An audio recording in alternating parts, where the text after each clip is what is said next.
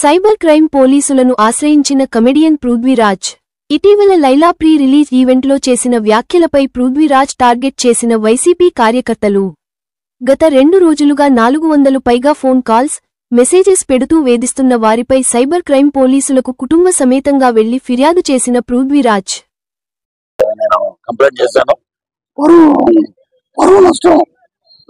పరువు నష్టం దావా కూడా ఎత్తున్నాను. ఇక్కడ ఇచ్చాడు. ఆంధ్రాలో మా హోమ్ మినిస్టర్ వంగలపూడి అనిత గారికి కూడా కంప్లైంట్ ఇస్తున్నానండి. అక్కడ కూడా సినిమాలో కంటెంట్ బాగుంది అనుకోండి,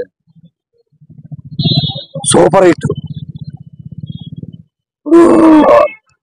నేను చూడొద్దు సినిమా అంటే మీరు మానేస్తారా? ఎవరికి ఇప్పుడు నా ప్రొఫెసర్ నాగేశ్వరరావు గారు మాట్లాడారు, పృథ్వీరాజ్ మాట్లాడకుండా ఉంటే లైలా సినిమా గురించి ఇంత పబ్లిసిటీ లేదు.